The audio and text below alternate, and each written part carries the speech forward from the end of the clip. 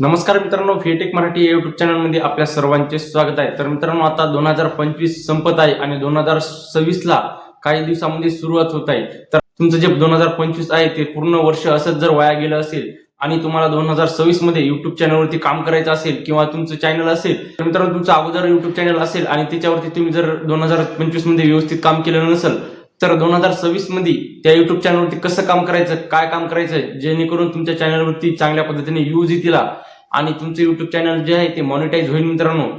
तर मित्रांनो, याच्याविषयी आज आपण एकदम डिटेलमध्ये माहिती सांगणार आहोत. तर व्हिडिओ जर तुम्हाला आवडला तर व्हिडिओला लाईक करा, चॅनल जर नवीन असेल तर चॅनलला सुद्धा आपल्या सबस्क्राईब करा. तर चला मित्रांनो, जराही वेळ न घालवता व्हिडिओला करूया सुरुवात. सगळ्यात मेन मुद्दा म्हणजे काय की लोक काय म्हणतील, बरोबर आहे का नाही. लोक काय म्हणतील या गोष्टीचा आपण कधीही विचार करायचा नाही. लोक हे बोलायसाठी असतात. जेव्हा युट्यूब चॅनल ओपन करत असतो आपण असो किंवा लेडीज असो किंवा कोणीही असो, लेडीजला तर भरपूर प्रॉब्लेम येत असतात, कारण की त्यांना घरचे कोणीही सपोर्ट करत नसतात. जास्त करून त्यांना घरचे कोणीही सपोर्ट करत नाही. त्यांचा भरपूर साऱ्या ताईंचा कमेंट आले की दादा आम्हाला घरून सपोर्ट नसतो आणि आम्ही युट्यूब चॅनल कसं खोलणार. तर त्या ताईंसाठी एक चांगली बातमी म्हणजे कसं आहे की तुम्ही तुमच्या युट्यूबवरती एक आपला फेस न दाखवता युट्यूब चॅनल ओपन करू शकता. जसं की भक्तिमय चॅनल, त्याच्यामध्ये माहिती वगैरे सांगण्याचे चॅनल, असे म्हणजे आपला फेस न दाखवता व्हिडिओ सुद्धा टाकू शकता किंवा फेस न दाखवता रेसिपीचे व्हिडिओ सुद्धा तुम्ही युट्यूब चॅनलवरती बनवू शकता. सुरुवातीला मित्रांनो भरपूर लोक त्रास देत असतात. मला सुद्धा भरपूर लोकांनी त्रास दिलेला आहे आणि भरपूर सारे लोक नाव सुद्धा सुरुवातीला ठेवत असतात. पण आपण जर त्या गोष्टीकडे जर लक्ष दिलं मित्रांनो, तर आपण युट्यूबवरती कधीच सक्सेस होणार नाही. आपण जर कसं असतं, चार लोक बोलतात आला युट्यूबर, आपण जर मित्रांमध्ये गेलो तर मित्र काय म्हणतात आला युट्यूबर.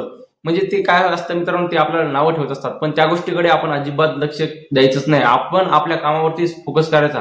फुल टाइम जरी दिला तरी काही हरकत नाही. सुरुवातीला फुल टाइम जरी दिला तुम्ही तरी काही हरकत नाही. पण दुसऱ्याच्या निगेटिव्ह कमेंटकडे, आणि कसं असतं की आपल्या एखाद्या व्हिडिओला जर निगेटिव्ह कमेंट आली, निगेटिव्ह कमेंट हे करणारे जवळचेच लोक असतात मित्रांनो. जास्त करून तुम्हाला मी सांगतो, युट्यूबवरती काय असतं की जवळचे लोक, जेव्हा आपण युट्यूब चॅनल ओपन करत असतो तेव्हा जास्त करून जवळचे लोक कोणीही सपोर्ट करत नाही. जवळचे घरचे सुद्धा करत नाही.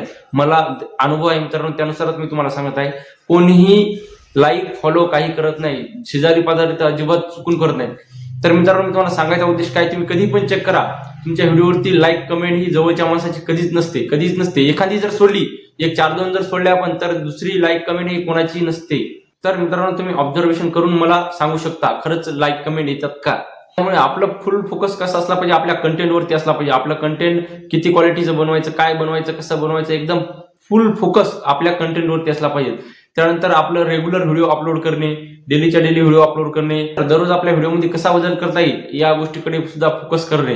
असं नाही की टाकायचे व्हिडिओ म्हणून टाकायचे. असं जर मित्रांनो तुम्ही करत असाल तर तुम्ही युट्यूबवरती सक्सेस होणार नाही. तर मित्रांनो, कसं असतं की युट्यूबवर आपण काय करतो, एखादा मोटिवेशन व्हिडिओ बघतो मोठ्या युट्यूबरचा, त्यांनी ते दाखवते की माझ्या युट्यूबच्या कमाईतून मी कार घेतली, घर बांधलं, भरपूर सारे पैसे कमवले, आणि आपण काय करतो, तो व्हिडिओ बघून युट्यूबवरती येतो आणि आपण सुद्धा मग युट्यूबवरती व्हिडिओ टाकायला लागतो. पण मित्रांनो, असं नाही की तो जो युट्यूबर आहे त्याने काय सहजपणे त्याला कोणतीही गोष्ट मिळाली नाही. त्यांनी सुद्धा सुरुवाती झिरोमधूनच कष्ट घेतलेले आहेत. पण आपल्याला तसं नसतं. आपलं कसं असतं की आपल्याला एका महिन्यामध्ये यश पाहिजे, 10-15 दिवसामध्ये यश पाहिजे. तर तसं नसतं मित्रांनो. कमीत कमी 4-5 महिने तरी त्याला द्यावे लागतात युट्यूबला. त्याच्यानंतरच कुठं आपली लिंक लागत असते युट्यूब सोबत. आता मित्रांनो, लगेचच्या लगेच कोणतीही गोष्ट होत नाही. उदाहरणार्थ मित्रांनो, जेव्हा आपण समजा एखादी 10वी मध्ये असेल आपण, आणि 10वीची जर पेपर डायरेक्ट आपण पेपरला जाऊ शकतो का, जाऊ शकतो, पण आपल्याला व्यवस्थित चांगले मार्क पडणार आहेत का, त्यासाठी आपल्याला वर्षभर पूर्ण पुस्तकांचा अभ्यास करावा लागेल, पूर्ण विषयाचा आपल्याला अभ्यास करावा लागेल. त्याच्यानंतरच आपल्याला चांगल्या पद्धतीने टक्केवारी पडेल. टक्केवारी जास्त सुद्धा आपण कॉपी करून सुद्धा जास्त टक्केवारी पडू शकतो, पण ती टक्केवारी आपल्या कोणत्या कामाची आहे का, पुढे चालून आपण जे मित्रांनो स्पर्धा परीक्षेचं युग आहे त्या युगामध्ये आपण टिकणार आहोत का, कॉपी केलेलं टिकणार नाही. त्याच्यामुळे कसं असतं मित्रांनो, जे ओरिजिनल आहे ते ओरिजिनलच टिकत असतं जास्त दिवस. त्यामुळे काय करायचं, आपल्याला 0 पासून सुरुवात करायची आहे. असं नाही करायचं की आज युट्यूबने माझा व्हिडिओ व्हायरल केला नाही किंवा युट्यूबवरती मला आज या व्हिडिओवरती काय जास्त व्ह्यूज आले नाही, असं आपल्याला अजिबात करायचं नाही. एक ना एक दिवस तुमच्या व्हिडिओला मित्रांनो 100% जास्त व्ह्यूज येणार आहेत. त्यामुळे असं सुरुवातीलाच नाही म्हणायचं की आज माझ्या व्हिडिओला व्ह्यूज आले नाही. आपल्याला फक्त रेग्युलर काम करत राहायचं आहे आणि आपल्या कॉन्टेंटमध्ये दिवसांदिवस कसे बदल करता येतील याचा गोष्टीचा आपल्याला विचार करायचा आहे. नाही असं नाही करायचं की गुत्त दिल्यावर आपल्याला काम नाही करायचं, की आज व्हिडिओ टाकला की उद्या टाकायचा, परवा टाकायचा, असं गुत्त दिल्यावर काम नाही करायचं. आपल्याला आज जसा व्हिडिओ टाकला त्याच्यापेक्षा उद्या किती चांगल्या पद्धतीने आपल्याला व्हिडिओ बनवून टाकता येईल या गोष्टीचा विचार करायचा आहे आणि या गोष्टीचा विचार करूनच आपल्याला समोर व्हिडिओ अपलोड करत करत करत जायचा आहे. प्रत्येक दिवसामध्ये आपला काय ना काय डिफरन्स असला पाहिजे, काय ना काय एक बदल झाला पाहिजे.